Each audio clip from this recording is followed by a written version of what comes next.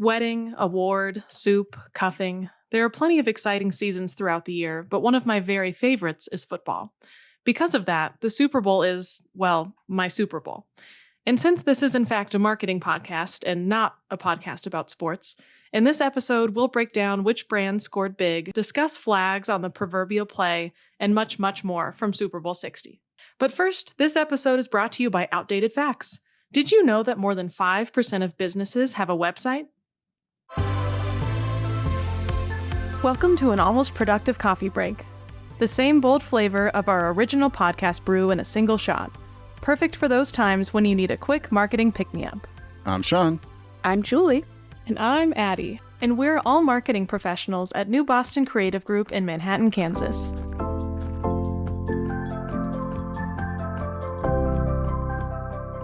Welcome to our Super Bowl episode. Did everyone? Yes, yay, round of applause. Did you all watch the big game, not just the commercials? Did we watch the actual sporting event? We did. Go Bears. Yeah, another great one for the Chiefs. Absolutely. Exactly. Beautiful narrative. I'll co-sign on that. Yeah, the Seahawks and the Patriots don't have any huge fans here. Producer Nick is a big Broncos fan, and they didn't make it either. So no one had a real allegiance except for the commercials. So we can dive into that. But before we get into our discussion, I do have an interesting fact / question that you might already know. But how much do you think the average 30-second Super Bowl commercial spot cost for this year? I saw a story that listed a price, but I feel like that was the high end. It listed at $10 million. So the average was $8 million, which you can buy so many things for $8 million. That's so many dollars. Yeah, it's crazy. It is. That's a couple of retirements. All right. So before the Super Bowl happened, I asked all of us to make some predictions, and I'm just going to run through some of them that actually came to fruition. So Sean did say that he cheated a little bit. But Sean, what was your prediction in terms of celebrity appearances? Yeah, because I had already seen some like promotional image of Guy Fieri looking like he did. And so I knew that was going to come. Did you have any idea what brand that would be for? Or just No, like he that was will actually be in a pretty commercial? surprising, the brand.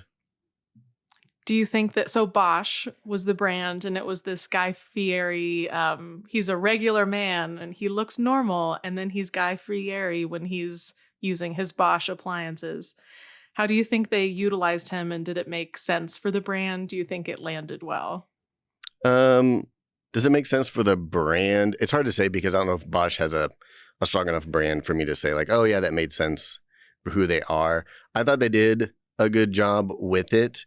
They figured out what their bit was and they kept to it, short and sweet. They didn't try to do more than that either, which I think sometimes people like, they do too much and they're like, okay, this is the funny bit and we're just going to do that, get in and get out. And I also think it helped that Guy Fieri himself nailed the part. He didn't phone it in. Like, he really committed, and that really helped sort of like sell it. We'll continue some of our predictions here. I'll give credit to producer Nick, who predicted that Charlie XCX would be in a hit commercial. Now, hit commercial, I think that is up for debate. But Charlie XCX and Rachel Sennett were featured in the Poppy commercial. What did y'all think about that? And Nick, do you think that achieved hit commercial status? I don't know if I'd call it a hit. I just saw it and I was like, bang, I got the Charlie XCX in there. So I'll take half a point on it at the very least. I'll co-sign on that. Hit is a strong word, but I thought it was perfect for the brand. Their audience is very obviously like Gen Z, Gen Alpha, younger women. And those two are an easy gateway to that audience. And then the last prediction that I will touch on here, and then we can get into our bigger conversation. And that was just tone. All of us kind of predicted that the tone would be wide in variety. Like, it wouldn't be all serious or all funny. It would be kind of like pre-COVID years where you kind of get a bunch of everything. There's not like a very specific tone across the board. And I think that we nailed that. So we can all get a point for that one because it felt like the commercials were very pre-COVID-esque in that there wasn't any kind of theme across the board. Now let's get more into the nitty-gritty. So an overarching question, a lot of brands like State Farm and Dunkin', they kind of teased their ads before the game with mini spots, and it was almost like a commercial for their upcoming commercials. How do we feel about that strategy? It's funny you bring that up because that's an exact thought that I had, which is that I hate it. I feel like way too many of the Super Bowl ads rely on these pre-ads to set up their Super Bowl ad. Like they can't nail it. And so they're like, well, we have to do more. And it probably comes from a place of like, obviously this is very expensive. So we want to get a lot of mileage out of this. And so we're going to have pre-ads and then we'll have the ad on the Super Bowl. And there's probably going to be an ad that shows up later. But if you don't see any of that, the singular Super Bowl ad just suffers because it's not a full concept, because you had to have seen the pre-ad to get some background on why this is supposed to be funny or extending whatever story or whatever plot line that they're trying to do. I agree. It feels like a crutch. Like you should be able to tell your story in this 30-second to a minute spot. And if you can't, it's too complicated. Make it more simple. Do less better. So let's get into now the good stuff. Which commercials did we like? Did anyone have a favorite, and why was it your favorite? So I had a few. I had a top 3 because you know me, I can't pick one. But oddly, 2 of them shared a theme, which I did not see ahead of time. And that theme was butts. I thought the PSA about prostate cancer with the tight ends, very cheeky, if you will. I thought that was so well done. They nailed the meaningful message, but with humor. And I really liked the Levi's one. That was all about the butt, but it was like every person's butt taste, you know, like, I'm sorry, not butt taste. Every person's taste in clothes, butt size, shape, denim. And then the fact that ended on Doechii, I was like, what? Was that her? Oh my God, I have to look it up. So I really liked those 2. They were simple. They were not complicated. They were not high concept, but they just nailed it. And then another one I really liked, higher concept, was the Pepsi one with the polar bears. The fact that they took the polar bears, which are typically a Coke animal, and that they played with the Coldplay concert bit. I just thought that was right in the zone, if you will. So those were my top 3. Another one that I liked was the Liquid IV with the toilets. Yeah. It ended up being a pitch on hydration for them, which you didn't know where that one was going. We were trying to guess, like, what is this going to be for? And for that one, and then pivot into hydration. I thought that was really funny. Way to do that. And then, yeah, I also like the prostate cancer ad was great. Another one that I really enjoyed was the Adrian Brody TurboTax, just because I think he's so funny just being himself and being intense. So I don't know how many people like would get that or also think that was enjoyable, but that sort of hit me perfectly. I do question the overlap of the average Super Bowl watcher and knowledge of Adrian Brody. Like, is that lore so strong that everyone knows? I don't know, but I did think it was a great commercial. And for people, I mean, you can read between the lines, of course, and like, oh, this actor must be really dramatic. But if you know who he is, it's all the more effective. Maybe they found like a big overlap of people who use TurboTax and cinephiles. Right. Perhaps. Maybe so. Perhaps. Their market research, yielded really interesting results. You never know.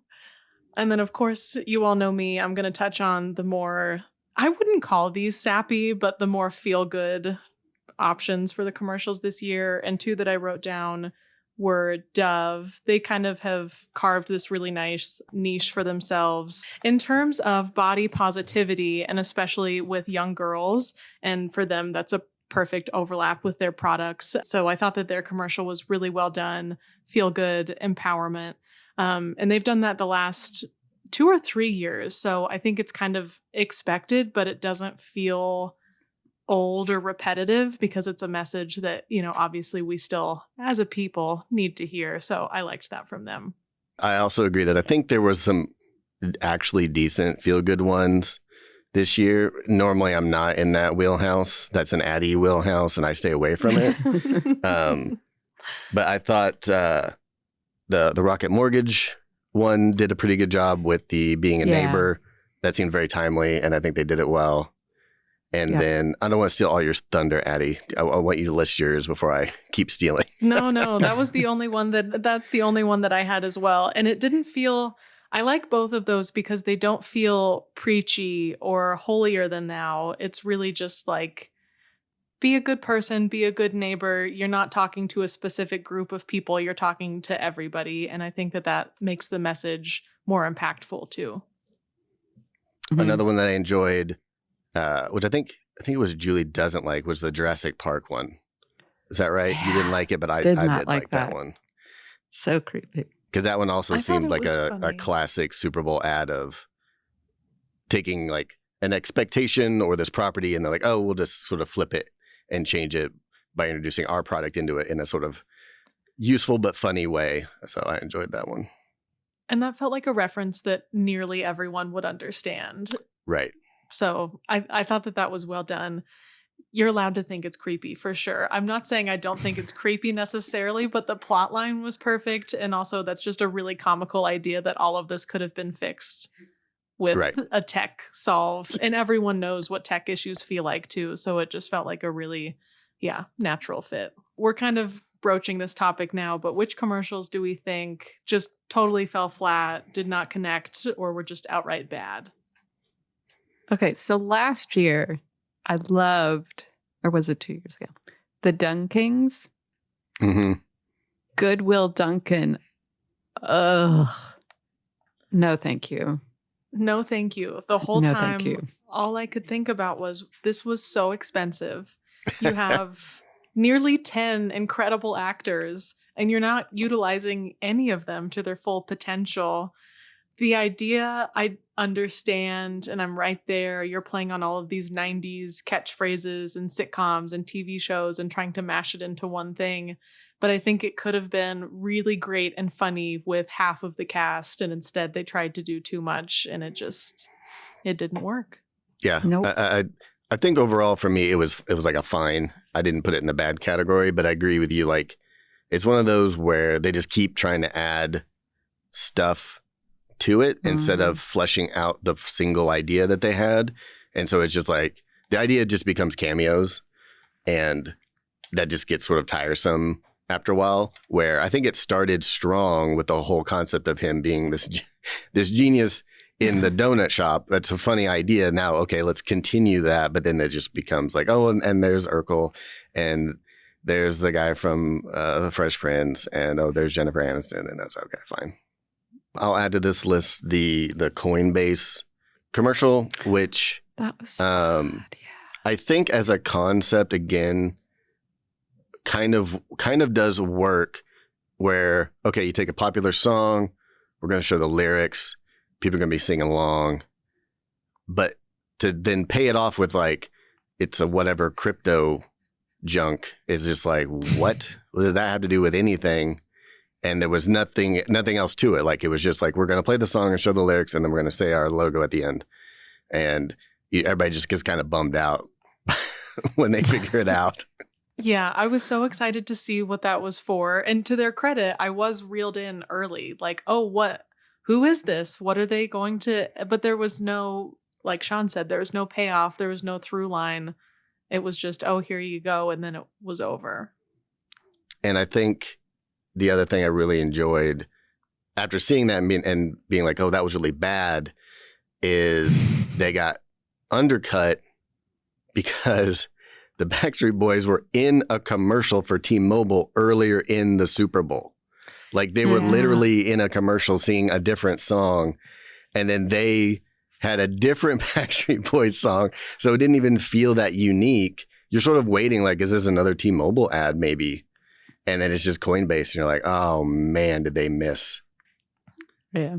So true. Any other duds that we want to touch on? Yeah, I think I can't even remember what the AI company is, but having Ferris Bueller have a day off with AI just doesn't work.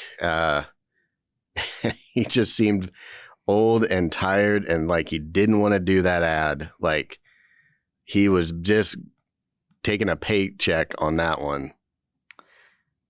I agree. And also, suspension of reality. He doesn't have to work now. I know. Yeah. He has all of the days off. I feel like Right. that could have been so much better with someone who, has a really busy life and they're trying to juggle X, Y, and Z, and it could help that person. But this just felt a little silly. Yeah, it just didn't feel like in the spirit of the movie at all, if that's what they're trying to grab. It was sad. I was just sad. Sad is not what we're going for. Right. At least No. not there in that placement. And in my house, we were joking about the woman with the spreadsheet in that commercial. Like, well, I hope she double checked her data. Right. Because it just like fills out all of this spreadsheet and there's like, based on what? what's Right. happening? Any closing thoughts about the commercials? Any that we haven't touched on that you would like to before we sign off for the day? I think in general, and I think we've seen this because this is the third time we reviewed Super Bowl ads on this podcast. Correct. And I think every year has just been a bit disappointing. I don't know what the heyday of Super Bowl ads were, but like I think it's been a downward trend where every year, especially now that I'm paying attention for this podcast, we go through these and I'm like, meh, forgetful, bad, okay. Like, I don't know, in the last 3 years we've been doing this, there's been like a truly memorable, great ad that we could come up with. I definitely don't think there's been a standout that everyone has been talking about or that everyone has agreed, wow, like that was really great. And I think that maybe COVID is what ruined Super Bowl commercials. Who knows? But I think before COVID, it was more like, oh, there was, this Coke ad that everyone was talking about or Budweiser that everyone was chit-chatting about. And we just don't, maybe our attention spans also are just getting less and less and we're relying on celebrity cameos. But yeah, it seems strange. Yeah, and definitely the industries obviously have changed because like you mentioned, there used to be one great Budweiser ad and one great Coors ad and one great Doritos ad. And like those people just don't even like participate hardly anymore. Like you get the one Clydesdale Budweiser ad. We got the one keg ad, which was Bud Light.